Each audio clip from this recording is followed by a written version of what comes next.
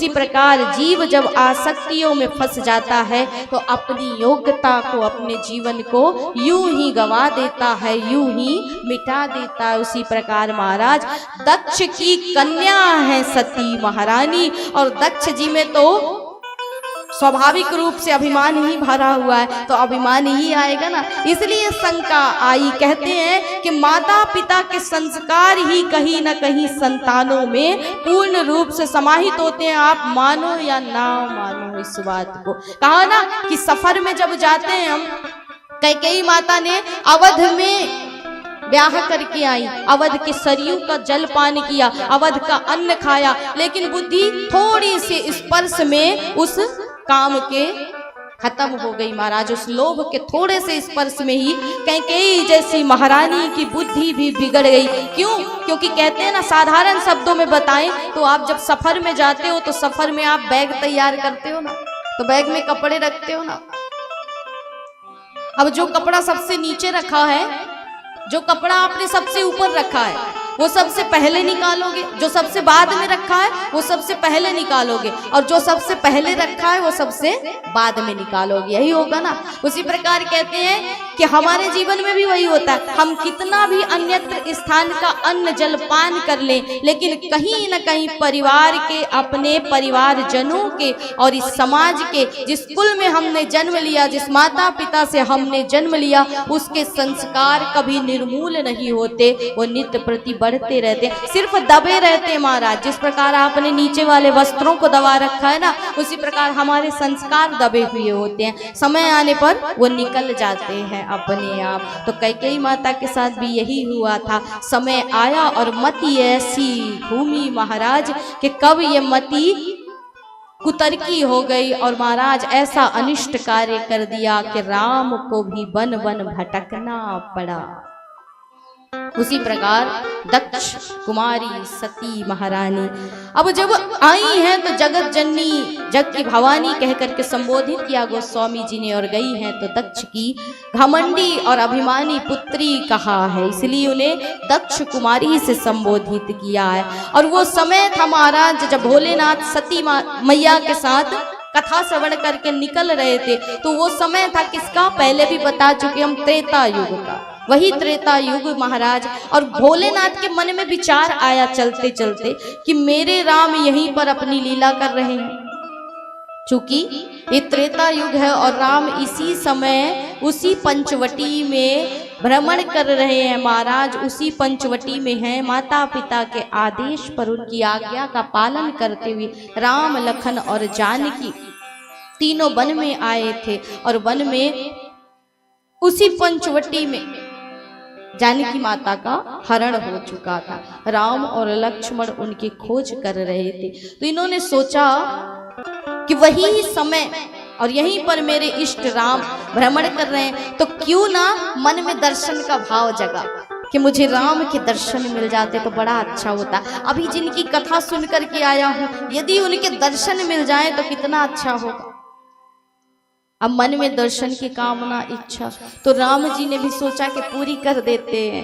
भोलेनाथ जा रहे हैं सती महारानी के साथ, सामने से स्वयं हमारे राम और लक्ष्मण आ रहे हैं महाराज। सुंदर तपस्वियों सा भेष, बड़ा ही सुंदर उनका तपस्वी रूप में भी ऐसा सुंदर आभा है, ऐसी सुंदर कांति है कि मानो हजारों करोड़ों सूर्य एक साथ चल करके आ रहे हो। ऐसी राम की वो सुंदर छवि को देख करके भोलेनाथ ने उन्हें प्रणाम किया। हे सच्चिदानंद जगत पावन, मैं आपके चरणों की कैसी वंदना करूं, किस प्रकार करूं महाराज। नेत्र सजल हो गए, प्रणाम किया और प्रणाम करके भोलेनाथ जैसे ही उनकी ओर देखते हैं, राम लखन ने उन्हें आशीर्वाद दिया, वहां से चले। और जैसे ही चले तो जगत जननी माता सती उनकी ओर देख करके कहती है कि महाराज आप स्वयं सृष्टि के मालिक, भोलेनाथ अजन्मा, सबके पिता, लेकिन ये बताओ आप ये जिन बालकों को प्रणाम कर रहे थे ये कौन है? ये तपस्वी, ये बालक किसी को मानो ढूंढ रहे हो, खोज रहे हो और उसके विरह में व्याकुल होकर के रो रहे हैं, और आप इनको प्रणाम कर रहे हो। आखिर ये है कौन? स्वयं भोलेनाथ इन्हें प्रणाम कर रहे हैं, तो ये आखिर हैं कौन? तो भोलेनाथ ने मुस्कुरा करके कहा कि देवी तुमसे भूल हो गई, चूक हो गई, तुम मौका चूक गई, ये कोई और नहीं जासु कथा कुंभज ऋषि गाय। ये वही है जिसकी कथा हमें अगस्त जी ने सुनाई। मेरे राम महाराज जासु कथा कुंभज ऋषि गाई और भगति जासु में मुनि ही सुनाई। सोई मम इष्ट देव रघुवीरा सेवत जाहि सदा मुनि धीरा। महारानी कोई और नहीं, यही है मेरे इष्ट देव श्री राम जिनकी मैं कथा सुन करके आ रहा हूँ। तो सती महारानी का अब और संशय बढ़ गया महाराज, और शंका बढ़ रही है। क्या आप कह रहे हो कि ये वही राम है जिसकी हम कथा सुन करके आ रहे हैं?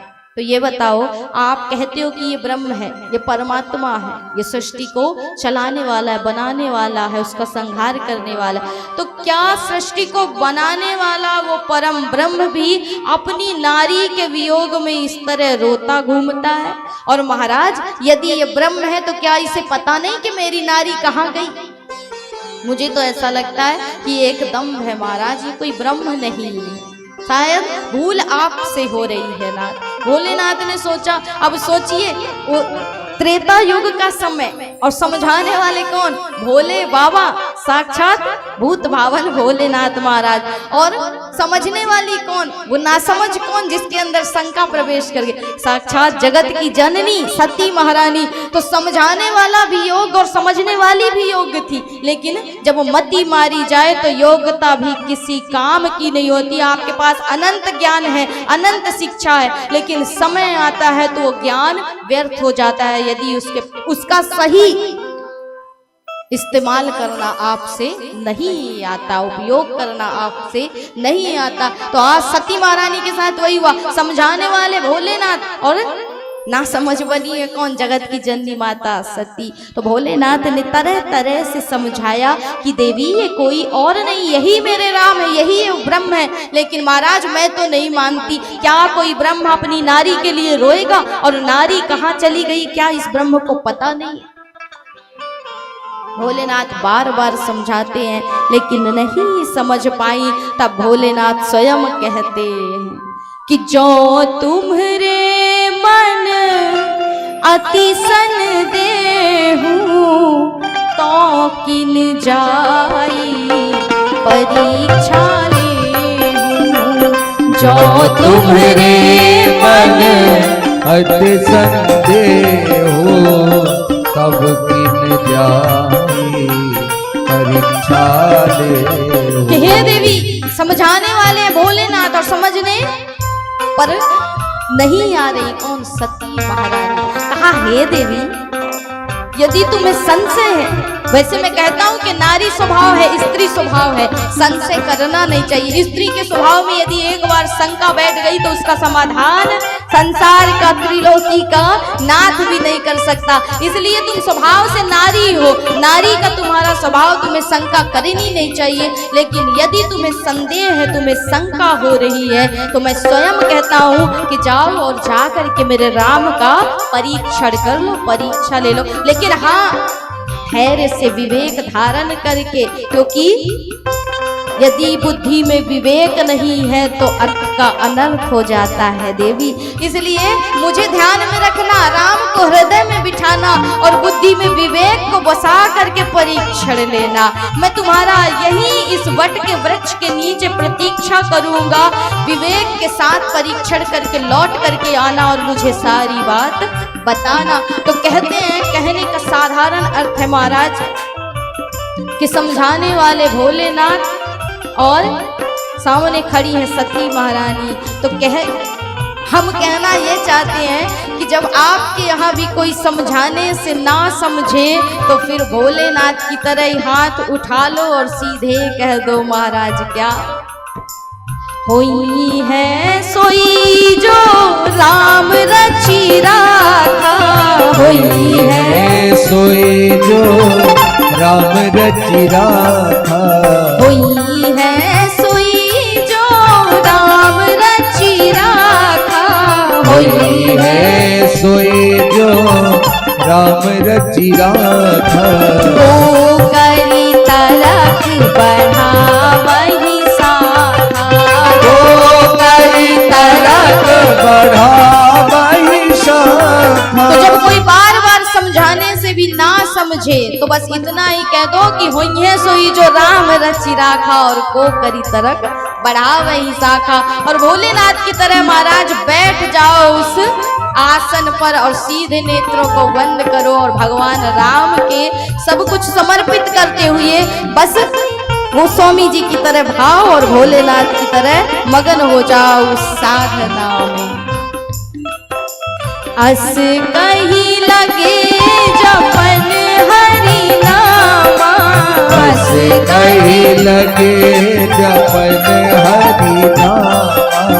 अस कही लगे जपन हरि नामा, अस कही लगे जपन हरि नामा। गई सती जहाँ प्रभु सुख धामा, गई सती जहाँ प्रभु सुख धामा। श्री राम जय जय जय रामा, श्री राम जय जय रामा। श्री राम जय जय रामा। श्री राम जय जय रामा। श्री राम जय जय रामा। श्री राम जय जय राम। तो भोलेनाथ ने कहा विवेक के साथ धैर्य के साथ जाओ और जाकर के यदि तुम्हारे मन में संदेह है देवी तो परीक्षण लेकर के आओ। हाँ, लेकिन बुद्धि को उग्र मत करना और सोच समझ करके ही परीक्षण लेना। सती महारानी ने प्रणाम किया और गई महाराज, गई जहां प्रभु सुखदामा। तो सती महारानी कहाँ पहुंच गई? जहां स्वयं राम और लक्ष्मण माता जानकी की खोज कर रहे थे। सती महारानी जा रही और मन में विचार कर रही है कि मैं जा तो रही हूं लेकिन परीक्षण किस प्रकार करना चाहिए। पहले ये तो पता होना चाहिए ना कि परीक्षण किस प्रकार करूं महाराज। तो उन्होंने सोचा कि ये ब्रह्म है। कौन कहता है? मेरे स्वामी कहते हैं, मेरे नाथ कहते हैं कि ये ब्रह्म है। तो मुझे ऐसा करना चाहिए कि ये ब्रह्म है और मेरे स्वामी ने बताया है कि ये अपनी पत्नी को ढूंढ रहे हैं। इनके पत्नी को रावण ने हरण कर लिया। तो ऐसा करूं कि मैं जानकी का ही रूप धारण करके इनके सामने जाऊं। यदि ये ब्रह्म है तो जान जाएगा कि ये सती महारानी है, और यदि ये ब्रह्म नहीं है तो फिर साधारण मनुष्य होगा तो मेरा हाथ पकड़ करके कहेगा कि हे सीते तू मुझे कहाँ छोड़ करके चली गई। तो यहीं पर इसका भेद खुल जाएगा, मैं अपने नाथ को बता दूंगी। सती महारानी ने माता जानकी का स्वरूप लिया और जानकी का स्वरूप लेकर के छलने चली है। किसे? जो संसार को छलने वाला छलिया है महाराज, उसे छलने जा रहे हैं। आगे आगे राम, पीछे पीछे लखन चल रहे हैं। जानकी महारानी का रूप लेकर के जब सती महारानी आई है तो उन्हें देख करके लखन जी ने सर्वप्रथम देखा है और देख करके सोच रहे हैं कि ये तो साक्षात जगत जननी सती महारानी है और आज माता जानकी का रूप लेकर के आई। अब सोचिए, कहने का अर्थ ये है कि जो चरणों की सेवा करने वाला है जब वो पहचान गया तो जिसके चरण है महाराज इतने शुभ है, मंगल है, क्या वो नहीं पहचान पाएगा? क्या वो नहीं जान पाएगा? जब दास पहचान गया तो क्या स्वामी नहीं पहचान पाएगा? लखनलाल जी कुछ नहीं बोले, चुप रह गए। क्यों? क्योंकि हमें क्या करना है? राम जी लीला कर रहे हैं। अब शायद इस लीला में, इस नाटक में कोई पात्र ऐसा सती महारानी का भी होगा, इसलिए ये आई होंगी तो हमें बोलना ही नहीं है, हम तो दास हैं, हमें क्या करना है। अब जब दास पहचान गया तो स्वामी तो पहचान ही गए। जैसे ही सती महारानी भगवान के सामने गई तो जोरी पानी प्रभु कीन प्रणाम, भगवान ने हाथों को जोड़ लिया और सती महारानी को प्रणाम किया। तो कहने का भाव ये था कि यहाँ तो जानकी माता का रूप लेकर के भले आई हैं, तो तो इशारे में भगवान ये कहना चाह रहे हैं सती महारानी से कि आप आई हो क्या बन के, गुरु बन के हमारा परीक्षण लेने के लिए। तो जब गुरु आता है तो प्रणाम तो शिष्य को ही करना पड़ता है महाराज। तो आज तो हम शिष्य हो गए, परीक्षा लेने आई हैं हमारी गुरु माता बन के, इसलिए मैं आपको प्रणाम कर रहा हूँ। और सती महारानी इस भाव को नहीं समझ पाई। सती महारानी को यही समझ जाना चाहिए था कि यदि इन्होंने मुझे प्रणाम किया है तो प्रणाम करने का अर्थ ये हुआ कि ये मुझे पहचान चुके हैं। यदि मैं सीता होती, जानकी होती, तो जानकी स्वयं राम को प्रणाम करती या राम उसे प्रणाम करते। तो यहाँ पर भगवान जान चुके हैं, ये बात सती महारानी की बुद्धि में अभी भी नहीं आ रही महाराज। मती ऐसी मारी गई कि अभी भी नहीं समझ पा रहे। तब भगवान ने, राम ने कहा, पूछा कि हे माँ, कहाँ घूम रही हैं इस वन में अकेली, और कहाँ है हमारे भूत बावन भोलेनाथ। जैसे ही ये बात कही तो अब सती महारानी को वो भ्रम का पर्दा हटा और अब ज्ञान आया कि हमें तो ये पहचान चुके हैं महाराज। एक शब्द नहीं बोली और पीछे दौड़ लगा दी, ऐसा भागी है कि पीछे मुड़ करके भी राम लखन की ओर नहीं देखा। तो राम जी लखन की ओर देख करके कहते हैं कि लखन, तू मुझसे पूछता है ना कि माया क्या है, यही है माया मेरे प्यारे, जिससे सती महारानी भी नहीं बच पाई। बताओ माया का कैसा असर कि आज सती महारानी पर भी उसका असर हो गया कि साधारण जीव किस श्रेणी में आता है महाराज। जो जगत को बनाने वाली है, उसका पालन करने वाली, उसका संहार करने वाली है, इस सृष्टि की अधिष्ठात्री देवी सती महारानी, जो इस बात को नहीं जान पाई तो साधारण जीव क्या जानेगा। तो मेरे लखन, यही है मेरी माया कि जब ये माया का पर्दा पड़ता है ना तो बड़े से बड़ा विनाश का अधिकारी बन जाता है। आज सती महारानी के साथ भी वही हुआ और भागने लगी। तो राम जी ने सोचा कि यदि आज इन्हें अपना वैभव नहीं दिखाया, ऐश्वर्य नहीं दिखाया, तो सती महारानी हमेशा भ्रम में रहेंगी, संशय में रहेंगी। इसलिए भगवान ने अपने माया का निरूपण किया, उस पर्दे को हटाया और सती महारानी जिस मार्ग से जा रही थी उसी मार्ग में स्वयं जानकी माता के साथ राम और लक्ष्मण प्रकट हो गए। समस्त वेद पुराण जिसकी वंदना चारों ओर से कर रहे हैं महाराज, समस्त देवता गण, नाग, गंधर्व, किन्नर, मनुष्य योनि, कौन कौन नहीं, समस्त ये सृष्टि चराचर जिसकी उपासना करते उस समय उपस्थित रहा। उस दृश्य को देख करके सती महारानी की बुद्धि ऐसी घूमी, ऐसा चक्कर आया कि वहीं पर मार्ग में बैठ गई और नैनों को बंद कर लिया। अब भगवान समझ गए कि इतना ही काफी है, इसलिए भगवान तो वहां से अंतर ध्यान हो गए। और गोस्वामी जी कहते हैं, कछु न दीख तहाँ दक्ष कुमारी महाराज। जैसे ही सती महारानी का वो भ्रम का पर्दा हटा और भगवान की उस छवि को देख करके नेत्र बंद किए, नेत्र से वो भयाकुल हुई और व्याकुल होकर के जैसे ही नेत्र को खोला तो सामने अब कुछ भी नहीं है, ना राम है, ना सिया है, ना लखन लाल, कुछ भी नहीं है महाराज। अब बड़ा पश्चाताप हो रहा और कहती है कि मैं शंकर कर कहा न माना, निज आज्ञान राम पर आना। राम सिया राम, सिया राम रे राम, राम सिया राम, सिया राम रे राम। मैं शंकर कर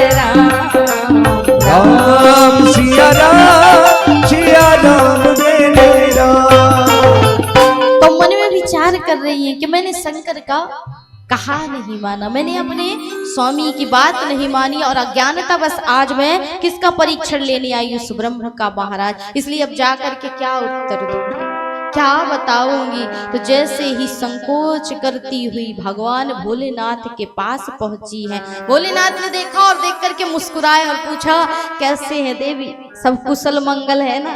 अब यहाँ पर कहने का अर्थ ये है, भाव ये है कि गई तो अभी ही थी, तो कुशलता पूछने की क्या आवश्यकता थी। कुशलता उससे पूछा जाता है जिसको कोई रोग हो गया हो महाराज। तो यहाँ पर गोस्वामी जी कहना चाहते हैं कि भगवान ने कुशलता इसलिए पूछी है कि सती महारानी को भी रोग हो गया है, किसका, शंका का समाधान नहीं मिल पा रहा, उन्हें रोग हो गया है भगवान राम के ऊपर संशय का, शंका का महाराज। इसलिए रोगी से कुशलता ही पूछी जाती। तो देवी कहिए कुशल मंगल से है ना, सब ठीक है। किस विधि परीक्षा ली, सती महारानी को कह रहे हैं भोलेनाथ की देखो अब झूठ मत कहना, अब सत्य सत्य बताना। इसलिए कहा ना कि एक झूठ को छुपाने के लिए हम 1000 झूठ बोलते हैं। इसलिए एक झूठ जब सामने आए ना तो दूसरा सत्य बोल करके उसे वहीं पर खत्म कर दो, उसे बढ़ाना नहीं चाहिए। किस प्रकार कि एक पिता और पुत्र ट्रेन से जा रहे थे, अहमदाबाद से उनकी टिकट, ऐसी एक कथा आती है कि उनकी टिकट रही अहमदाबाद से। अब उनको पता नहीं कहाँ जाना था महाराज, हमको कहाँ करना है, कोई कहीं भी जाए। तो दोनों चले। अब पिता ने घर से उसे नाश्ता करा रखा था। जब नाश्ता करके घर से निकला तो सोचा पिता ने कि भूख ज्यादा लगी नहीं हो। अब कुछ दूर जैसे ही पहुंचे तो उस बालक ने कहा कि पिताजी मुझे आइसक्रीम खानी है, कुल्फी खानी है। पिताजी ने दिला दी, ठीक है खा ले। कुछ दूर फिर पहुंचे, स्टेशन पहुंचे महाराज, तो उस बालक ने कहा कि पिताजी मुझे फिर से आइसक्रीम खानी है, कुल्फी खानी। पिताजी ने कहा ठीक है फिर से खा ले। अब महाराज हुआ यही, ट्रेन आई, ट्रेन में दोनों बैठ गए। ट्रेन में कभी समोसे आए, कभी पानी आए, कभी चिप्स आए, कभी नमकीन आए, कभी बिस्किट आए। वो बालक ऐसे ही करता रहा। तो एक बार उसके पिता ने कहा, जब उस बालक ने समोसे वाले को देखा तो कहा पिताजी मुझे समोसे खाने हैं। तो उसके पिता ने कहा कि अब बस कर, कितना खाएगा, पेट है कि कुआं, घर से भी खा करके निकला, अभी भी खाए जा रहा है। तो उसने कहा कि नहीं मुझे खाना है, यदि नहीं दिलाया तो बता दूंगा।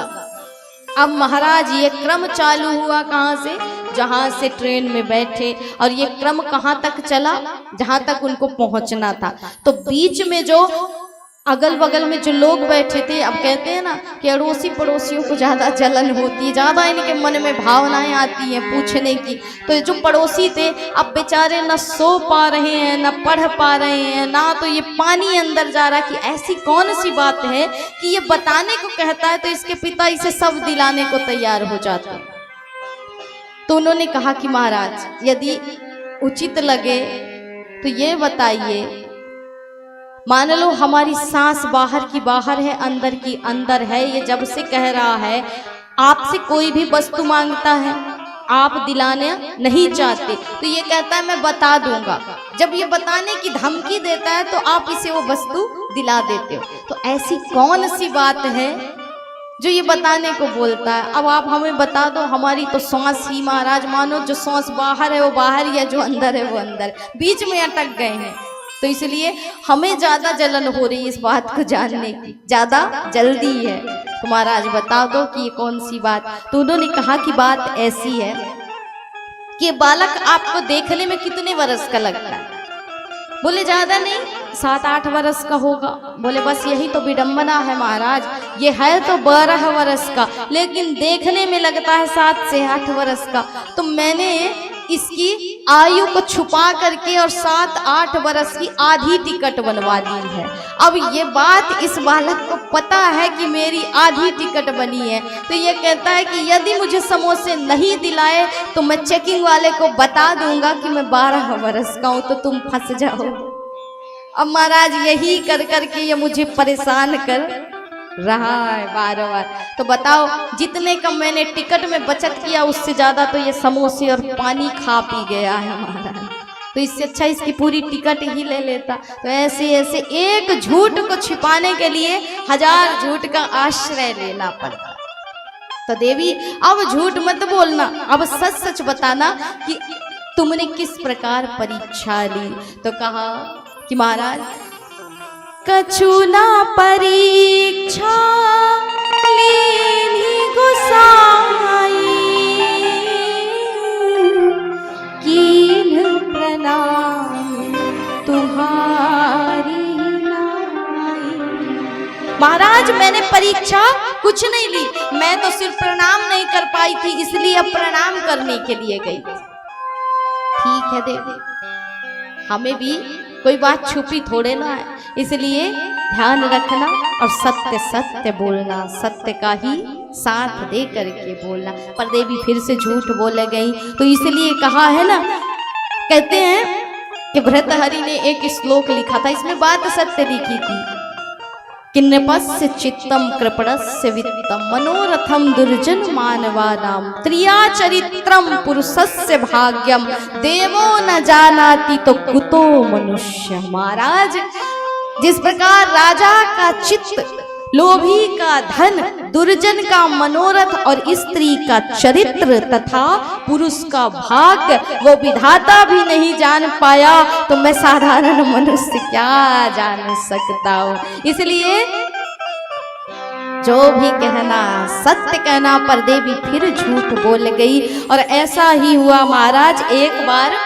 एक जगह पर कि एक जगह एक कंपटीशन चल रहा था, तो उस कंपटीशन में जनरल नॉलेज का क्वेश्चन आया था। अब वो जो क्वेश्चन का ओरिजिनल अर्थात सही उत्तर दे देगा उसे इनाम मिलता, लाखों का इनाम मिलता। अब सबरे उस प्रश्न का हल करने लगे, कमरे में सब लोग बैठे। एक बालक ने लिखा कि मेरे पिताजी ने जल के ऊपर ट्रेन चला दी और पानी के ऊपर ट्रेन चली, तो मैं उसमें चढ़ करके यात्रा कर रहा। अब पानी के ऊपर ट्रेन चल नहीं सकती, नाव चल सकती पर ट्रेन नहीं चल सकती, ये भी रिजेक्ट हो गया। एक ने और लिख दी कि मेरे पिता की इतनी बड़ी सीढ़ी के जो स्वर्ग लोक तक जाती है, महाराज हो ही नहीं सकती, ये भी खत्म हो गया। तो तीसरे बालक ने बड़ा अच्छा उत्तर लिखा कि एक कमरे में 5 औरतें बैठी हैं और 5 मौन हैं। ये बालक जीत गया महाराज। क्यों? क्योंकि एक कमरे में बैठी 5 औरत कभी मौन हो ही नहीं सकती, वो कुछ ना कुछ बोलेंगी ही बोलेंगे। इसलिए तुम्हारा नारी स्वभाव है। तो देवी अब तो सत्य सत्य बोलना, अब तो सही बोलना, झूठ मत बोलना। पर देवी फिर झूठ बोल गई। तो महाराज ने नेत्रों को बंद किया और देखा, और देख करके जब ध्यान लगाया तो देखते हैं कि हमारी ही अपनी पत्नी सती ने माता जानकी का स्वरूप धारण करके राम का परीक्षण लिया है। इसलिए शंकर जी ने यहीं पर मन में विचार कर लिया, चलने लगे और मन में विचार भी कर रहे हैं कि जो अब कराऊं सती सन प्रीति, मिटाई भगति पथु होए अनीति। राम सिया राम जय जय राम, राम सिया राम जय जय राम। भोलेनाथ ध्यान लगा करके देखते हैं, और जब सती महारानी के चरित्र को देखा तो उन्होंने सोचा कि हमारी अपनी पत्नी सती ने जानकी का स्वरूप धारण किया और जानकी को हम माँ मानते हैं। तो यदि अब माँ का देह इनका हो चुका है और यदि मैं इनके साथ अब संबंध रखता हूँ, गृहस्थ जीवन में प्रवेश करता हूँ, तो मुझे मात्र संबंध का दोष लगेगा। इसलिए अब क्या करूँ भगवान, और भगवान को मन में पुकारते हुए अपने राम का ध्यान करते हुए इस भाव को व्यक्त कर रहे हैं। गोस्वामी जी वर्णन कर रहे हैं, जो अब कराऊं सती सन प्रीति, मिटाई भगति पथु होई अनीति। राम सिया राम जय जय राम, राम सिया राम जय जय राम। अब भोलेनाथ ने मन में ये संकल्प विकल्प कर लिया, आपने मन में संकल्प ले लिया।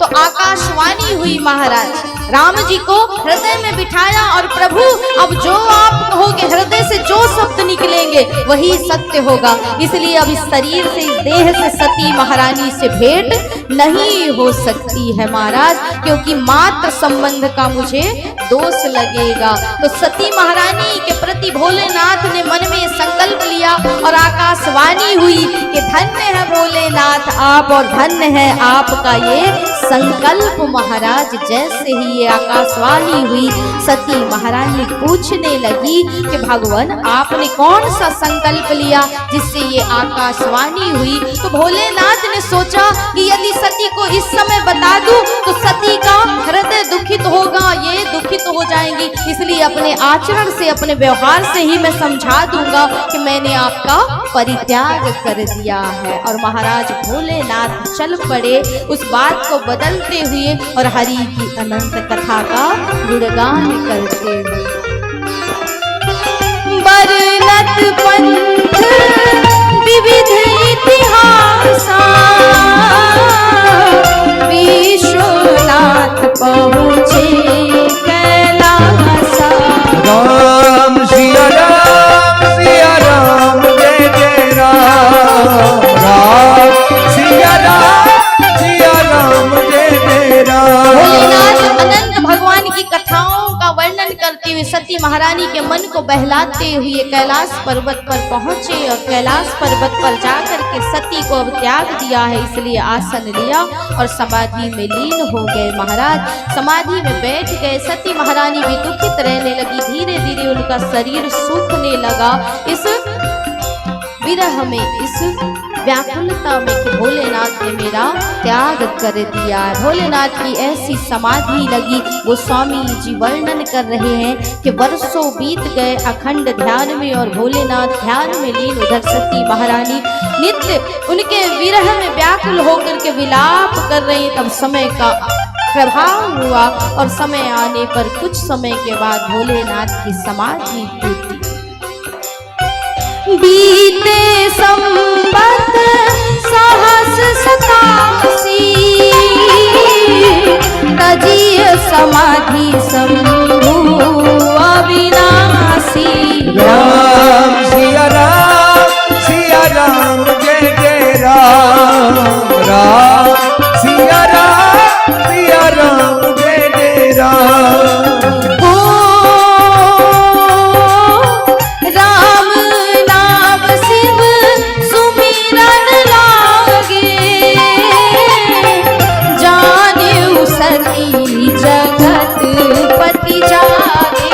राम सिया राम जय जय राम। राम सिया राम जय जय राम। भोलेनाथ की वर्षों के बाद समाधि टूटी तो सती महारानी ने सुना कि भोलेनाथ राम का नाम लेते हुए अपने नेत्रों को खोल रहे हैं। सती महारानी समझ गई कि हमारे नाथ की समाधि टूट गई है। दौड़ी दौड़ी आई, लेकिन भोलेनाथ ने अपने साथ में नहीं बिठाया। क्यों? क्योंकि उनका परित्याग कर चुके महाराज। इसलिए सामने आसन दिया, बैठो महारानी कैसी हो। और महाराज भोलेनाथ ने वहीं पर कथा कहनी और उनका मन बहलाना आरंभ कर दिया। लेकिन कथा में यदि मन लगा होता तो इतनी बड़ी समस्या उत्पन्न ही क्यों होती। सती महारानी का तो कथा में मन नहीं लगता। और उसी समय जब भोलेनाथ कथा सुना रहे थे तो एक घटना हुई कि ऊपर से विमान गुजरने लगे और सती महारानी ने कथा से मन को हटा करके, मन तो लग ही नहीं रहा, पूछा महाराज ये विमान आखिर जा कहाँ रहे। देवी विमानों पर ध्यान मत दो, आप इस कथा को सुनो। लेकिन सती महारानी उस बात को नहीं समझ पाई और सिर्फ एक ही रटन, एक ही पुकार के विमान कहाँ जा रहे हैं, किस ओर जा रहे हैं। तो महाराज ने बताया कि आपके पिता दक्ष महाराज ने एक यज्ञ किया है और उस यज्ञ में सभी को आमंत्रित किया, ये सब वहीं जा रहे हैं, लेकिन हमें नहीं बुलाया देवी, इसलिए हम नहीं जा रहे हैं। तो कहते हैं कि भोलेनाथ से भी पैर जिसने ले लिया वो सत्कर्म आपका सफल होता है, सिद्ध होता है, जिसमें किसी के हित की भावना हो लेकिन किसी को नुकसान पहुंचाने की भावना से की गई सत्कार्य भी आपका विनाश कर देती है। इसलिए गोस्वामी जी कहते हैं ना, नहीं को अस जन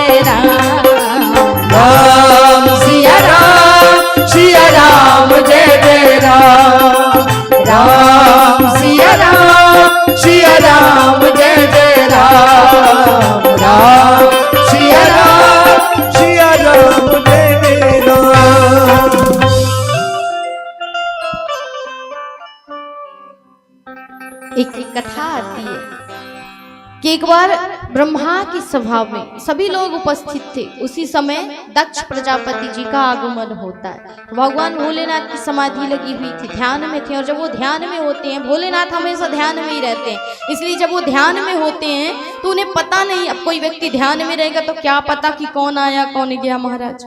तो ध्यान लगा हुआ था, ध्यान में उन्हें पता नहीं चला कि हमारे ससुर जी का आगमन हुआ है, अर्थात दक्ष महाराज का आगमन है। तो वो खड़े नहीं हुए।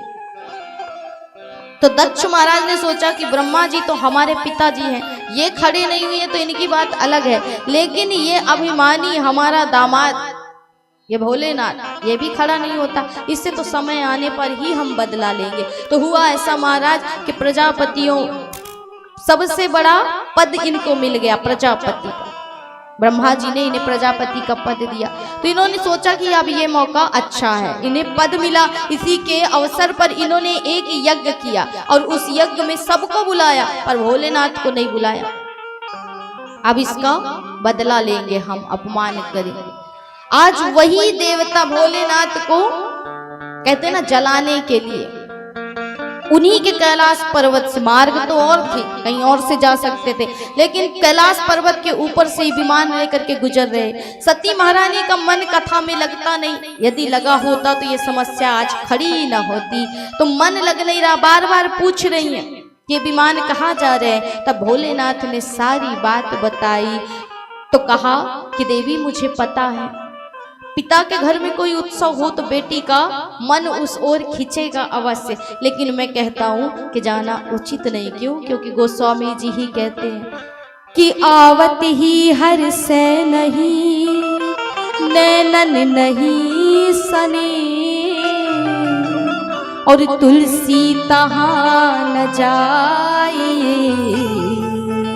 अरे कंचन बरसे में। तो जहां पर आपका सम्मान ना हो, जहां पर आपको कोई पूछने वाला ना हो, आपकी निंदा हो, आपका अपमान हो, वहां पर महाराज सोने की हीरे मोतियों की भी वर्षा हो तो भी नहीं जाना चाहिए। लेकिन मुझे पता है कि तुम्हारा मन अपने पिता के यज्ञ की ओर खींच रहा है। माता पिता के घर में कोई आयोजन हो तो जाने का मन तो होता ही है ना। मैं जानता हूं, मैं ये भी जानता हूं देवी कि कुछ जगह, 4 जगह ऐसी होती हैं जहां बिना निमंत्रण के भी जाया जाता है। कौन कौन सी जगह? गुरु के घर यदि कोई आयोजन हो रहा हो, गुरु के यहाँ कोई सत्संग हो रहा हो, तो उसमें आप बिना बुलाए भी जा सकते हो, आमंत्रण नहीं देखना चाहिए। माता पिता के घर संतान बिना आमंत्रण के भी जा सकती है, बुलाया गया हो ना बुलाया गया हो पर जा सकती है। मित्र के घर कोई आयोजन हो तो मित्र यदि भूल गया हो, आपको ना बुला रहा हो, तो भी आप जा सकते हो। और चौथी जगह है भगवान की कथा। भगवान की कथा आपका शत्रु भी कराए, दुश्मन भी कराए तो भी जाना चाहिए, क्योंकि शत्रुता इस देह से है महाराज, आत्मा का परमात्मा से नहीं है। इसलिए कथा में बिना बुलाए भी जाना चाहिए। तो 4 जगह ऐसी जहाँ बिना आमंत्रण के भी आप जा सकते। तो जाने का तो तुम्हारा मन होगा, लेकिन मैं तो यही कहता हूँ कि इस जाने के विचार को त्याग दो। पर सती महारानी नहीं मानी। क्यों? क्योंकि स्वामी ने त्याग दिया है, शायद माता पिता से मिलूं तो मन को थोड़ा सुकून मिले, आनंद मिले, इसलिए नाथ मैं जाना चाहती हूँ। गढ़ों को कहा कि जाओ और जा करके यज्ञ का आयोजन दिखा करके आनंद प्रदान करके वापस ले करके आओ। सती महारानी को ले करके जब गढ़ पहुंचे तो कहते हैं कि सादर भले ही मिली एक माता, सिर्फ माता और बहनों ने ही उनसे कुशल मंगल पूछा है। दक्ष महाराज ने तो उनकी ओर देखा भी नहीं महाराज, और जितने भी लोग थे सबको मना कर रखा था कि भोलेनाथ तो आएंगे नहीं, वो शिव तो आएगा नहीं, लेकिन हमारी पुत्री जरूर आएगी, तो उसका अपमान करना है। कोई उनका स्वागत नहीं करेगा, उनसे बात नहीं करेगा। तो सिर्फ माँ का हृदय ही ऐसा होता है महाराज कि एक माँ ही मिली और कोई नहीं मिला उनसे। माँ और बहनों ने ही कुशल क्षेम पूछा तो सती के हृदय को भी थोड़ा आनंद मिला। और जैसे ही चारों तरफ देख करके सती महारानी ने उस यज्ञ मंडप में प्रवेश किया तो देखा महाराज कि कतहु न दीख शंभू कर भागा, कहीं भी शंभू का भाग नहीं देखा। तो देख करके सोचने लगी कि बाहर दक्ष तेरा भी अंत आ चुका, जो शिव का नहीं वो किसी का नहीं, और तूने शिव से द्रोह लिया, जिसने शिव से द्रोह लिया वो किसी का नहीं। महाराज स्वयं भगवान कहते हैं कि शिव द्रोही मम दास कहावा, सो नर सपनेउ मोहि नहीं भावा। राम स्वयं कहते हैं कि शिव से जो द्वेष मानता है, शिव को जो मुझसे अलग मानता है, उसकी भक्ति चाहे वो सोने से मुझे सजा दे तो भी मैं उसकी भक्ति, उसके उस भाव को स्वीकार नहीं करता हूं, क्योंकि शिव में और मुझ में कोई भेद नहीं है। कहते हैं सती महारानी तो पर्दे के सामने ये नाटक कर रही थी, लेकिन पर्दे के पीछे भी वास्तविकता होती है। महाराज पर्दे के पीछे क्या चलता है ये तो सिर्फ पर्दे के पीछे वाला ही जानता है और उसी पर बीतती है। तो सती महारानी ने यहाँ जो किया ये तो पर्दे के सामने की कहानी है। इसके पीछे यदि आप जाएंगे तो भाव यही आता है कि एक बार विष्णु जी शिव को अपना इष्ट मानते हैं और शिव जी विष्णु को अपना इष्ट मानते हैं, अर्थात राम श्याम कुछ भी कहिए महाराज हैं तो सब विष्णु के ही अवतार। तो ये दोनों एक दूसरे को इष्ट मानते हैं। तो विष्णु जी ने इनकी उपासना की कि मुझे भगवान से ये प्रमाण पत्र चाहिए कि मैं सबसे बड़ा इनका भक्त हूँ। तो विष्णु जी ने एक यज्ञ किया, इनका ध्यान किया, इनका भजन किया महाराज, और आकाशवाणी से भोलेनाथ ने प्रसन्न होकर के इन्हें प्रमाण पत्र दे दिया कि विष्णु जी आपसे बड़ा मेरा संसार में कोई भक्त नहीं है और आपका मैं इष्ट हूँ महाराज। अब भोलेनाथ ने सोचा कि विष्णु जी को तो प्रमाण पत्र मिल गया, ये प्रसन्न हो गए, अब हमें भी प्रमाण पत्र मिलना चाहिए ना कि हम भी विष्णु जी के बड़े भक्त हैं। तो इन्होंने भी आराधना शुरू कर दी, तपस्या शुरू कर दी। तो विष्णु जी ने प्रकट होकर के कहा कि कहिए क्या मांगना है। तो इन्होंने कहा भगवान जो आपने किया वही मेरे साथ भी कर दो, मैं भी आपका बहुत बड़ा दास हूँ, आप ये स्वीकार कर लो। कहा प्रभु कैसी बात कर रहे हो, आप मेरे इष्ट, आप मेरे स्वामी, और स्वामी को दास कैसे बना लूँ मैं। तो विष्णु जी ने मना कर दिया। अब विष्णु जी ने मना कर दिया महाराज, अपने इष्ट को अपना दास कैसे बना सकते थे, तो मना कर दिया, इसलिए भोलेनाथ उदास रहने लगे, दुखी रहने लगे। अब भोलेनाथ दुखी रहने लगे, उदास रहने लगे, तो हैं तो अपनी पत्नी ही ना महाराज। सती महारानी से भाव देखा नहीं गया, पूछा तो उन्हें पता लगा कि बात ऐसी ऐसी हुई है, इसलिए सती महारानी ने ये लीला की, ये नाटक किया। नहीं तो क्या सती राम को नहीं जानेगी, उस ब्रह्म को नहीं जानेगी महाराज जिसका अंश ही माता सीता है, क्या वो सती इस भाव को नहीं जानेगी कि राम कौन है, जानकी कौन है। तो सती ने अपने स्वामी के उस मायूस चेहरे को, उस मुखड़े को प्रसन्नता प्रदान करने के लिए, अपने पत्नी होने का धर्म निभाने के लिए ये पर्दे के सामने ये नाटक किया था। बाकी सती महारानी को तो सब कुछ ज्ञात है महाराज कि राम कौन है, लक्ष्मण कौन है, जानकी कौन है। इसलिए सती महारानी ने ये नाटक किया और सती महारानी को तब संतोष हुआ जब भोलेनाथ ने इनका परित्याग किया था। तो आकाशवाणी ने ये इनसे कहा था ना, प्रमाण पत्र दिया था कि धन्य है भोलेनाथ और धन्य है आपकी भक्ति, तो भोलेनाथ के समान कोई मेरा भक्त नहीं। जब आकाशवाणी ने ये बात कही और भोलेनाथ के मुख में उसी क्षण प्रसन्नता आई, तब सती महारानी ने हृदय में पत्थर रख लिया और समझ गई कि अपने स्वामी के मुख पर तो आज मैंने हंसी ला दी, लेकिन अब मेरे आंखों में अश्रु आने का समय आ गया। तो ये है नारी का कर्तव्य, ये है एक पत्नी का धर्म महाराज, जिसने अपने देह को भी त्याग दिया उस नाथ के मुख पर प्रसन्नता के लिए। वो है सती का चरित्र। और राम कथा कहती है कि हर क्षण हर पात्र में जहाँ त्याग है, जहाँ समर्पण है, वही है रामचरितमानस की कथा, जहाँ हर समय त्याग ही त्याग है। किसने त्याग नहीं किया? सती ने आरंभ ही किया त्याग से महाराज। साथ साथ माता कैकेयी ने संसार के सारे कलंक अपने ऊपर ले लिए। यदि कैकेयी माता जन्म ना लेती तो शायद आज रामचरितमानस को कोई नहीं जानता, राम के चरित्र को कोई नहीं जानता होता। क्योंकि राम अवध में रहते, राजा बन जाते और क्या होता महाराज, यदि राम बन ना गए होते, उन वन में आराधना करने वालों को दर्शन ना दिया होता। सबरी माता कहती है ना जब कि राम, यदि रावण को ना मारना होता तो शायद मुझे राम के दर्शन ना होते। तो भगवान राम कहते हैं कि माँ, कितना बड़ा मुझ पर कलंक लगा दिया, कितना मेरा अपमान कर दिया माँ। रावण को मारने के लिए राम नहीं आया वन में, तुझ जैसी तपस्विनी की तपस्या को पूर्ण करने के लिए राम वन की ओर निकला। हे माँ, तुझ जैसे कई संत जो मेरी प्रतीक्षा में बैठे हैं, उनके लिए ये राम वन में निकला। रावण को मारने की बात क्या, रावण को तो मैं अवध में बैठे बैठे ही मार देता माँ। मैं क्या, मेरा कोई एक सेना का अधिकारी भी आकर के उसे मार सकता था। इतनी राम की सेना में और राम में योग्यता थी, लेकिन राम को जगत नहीं जानता। यदि माँ ये राम वन में ना आता, इसने त्याग ना किया होता, इसने समर्पण ना किया होता, तो क्या राम को कोई जानता, क्या भरत को कोई जानता, क्या लक्ष्मण का चरित्र कोई गाता महाराज, कोई नहीं। तो त्याग ही त्याग, जिसके पग पग में वही है राम कथा।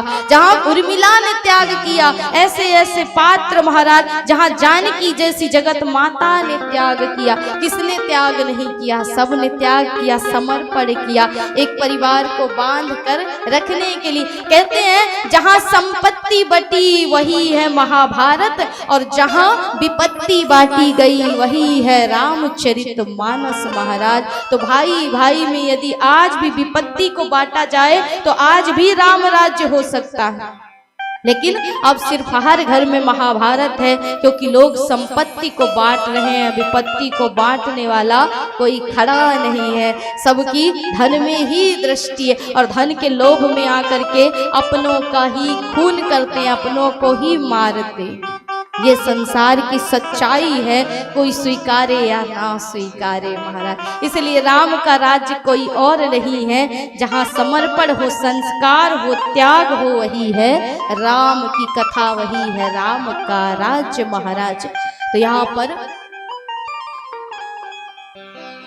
सती महारानी ने भी वही त्याग किया, पग पग में त्याग की ही कथा ये राम कथा। सती महारानी ने वही त्याग किया और देखा कि मेरे स्वामी का हिस्सा नहीं है, भाग नहीं है, तो क्रोध में आ गई और क्रोध में आ करके बोली कि सुनाहु सभासद सकाई मुनि है, वैदिक ब्राह्मण है, सब सुन लो कि दक्ष महाराज मेरे पिता की मति तो मारी गई, इन्होंने शिव से द्रोह किया, लेकिन तुम सब भी इसके भागीदार हो। जो भी यहाँ पर बैठ करके इस पाप को, इस अधर्म को होता देख रहा है, वो सब इसके भागीदार है। शिव के बिना कोई भी यज्ञ सफल नहीं हो सकता है महाराज। इसलिए जिसने भी शिव से द्रोह किया है वो कोई भी जीवित नहीं बचोगे। तुम सबकी ऐसी दुर्गति होगी कि जीवन भर याद रखोगे। मेरे नाथ का तुमने अपमान किया, इसलिए दक्ष महाराज के रक्त से बना ये शरीर, उनके वीर से उत्पन्न ये शरीर अब मैं सुरक्षित नहीं रखना चाहती। तो क्रोध में आकर के अपनी दाहिने पैर के अंगुष्ठ से योगाग्नि को प्रकट किया और सती महारानी वहीं पर अपने शरीर को समाहित कर देती।